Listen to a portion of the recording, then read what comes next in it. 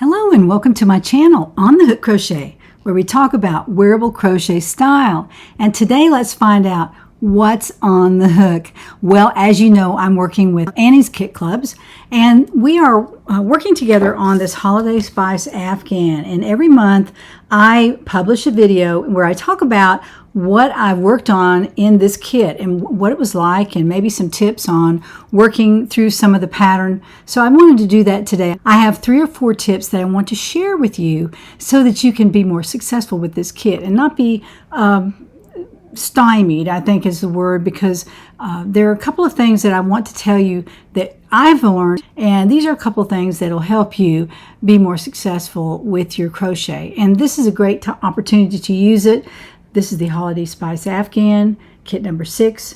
And it's a beautiful, beautiful Afghan. As I've said before, I have the other piece draped over my chair here.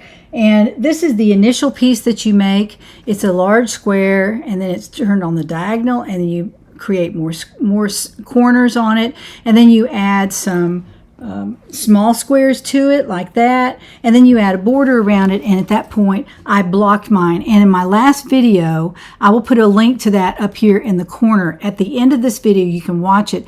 It has a description of how to block your Annie's Afghan, and this is before it gets really big. I just blocked the first piece that I felt like needed to be blocked. It was roughly, and it was probably my fault, but I did get it out with blocking. So I wanted to show you how to do that. Now these are the 2 squares that I'm making, or I made. I actually have 3 of these. I have 2 more of these to make, and I've made all 3 of these, and they're quite gorgeous. If you'll notice, there's a mosaic stitch around the outside last 4 or 5 rounds. On each one are all the same, and all the other squares that I've made so far had the mosaic piece around the edge. So once you learn how to do that, it's really easy. You keep going and do it on every square, and when the designer tells you to just continue with the mosaic, that's what you do. So it's not hard to do. You do follow in the pattern about the colors that you use, because they're different from the ones that the designer uses in the video. So I just wanted to point that out. If you are making the Holiday Spice, for example, the video is about the original Moroccan tiles Afghan, and those colors are different from these. So what I do is I go through, and on every round I will mark what color the yarn needs to be for that particular round, so that I'm not mixed up when she says pick up Parisian blue and I'm picking up some kind of pretty pink or something. It's different, totally different colors. That's the only thing that's different about the video and the actual pattern in here. I find the videos to be very, very helpful, and you will too. Even if you're an experienced crocheter, it's good to watch somebody do at least the first piece of the round so that you know where you're going with it. I also, as I showed in my last video, I also go along the sides. Here, let me turn that around here. I also go along the sides, you can see right here, and I write down what I think the designer is telling me to do. And that way on the 2nd and 3rd square I can just breeze right through it. I don't have to read the pattern, I don't have to watch the video. I can do what I decided to abbreviate in my own way how to do that particular round. So that works for me. You also have to keep up with your stitch counts. You must keep up with your stitch counts, and it's not hard to do. Once you get your basic square made, then you can kind of tell where you are on your stitch counts, and it tells you at the end of each round how many stitches you should have, and you have to count. You have to, because at the end of the square you want to have the exact number of stitches around here that you're supposed to have, so when you connect it to this big piece over here it's going to match up. So I just figure that's what's going to happen. So I'm keeping up with my stitch counts. Each side of the square has the exact number of stitches that it's supposed to, and that way I'll know when I get to that point it'll be a breeze. I'll be able to put those squares onto this piece and then add borders, and I'll be done. I'm so excited. So this is kit number 6. This is 6th month I've worked on this, and these are, like I said, these are 2 completely different squares. You're going to learn lots of great stitches.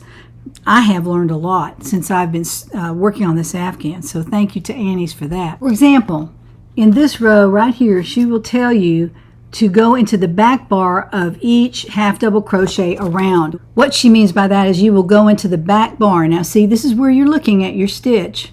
you'll go into that piece of the stitch on the back bar. You'll go in there. Let me face it your way so you can see that.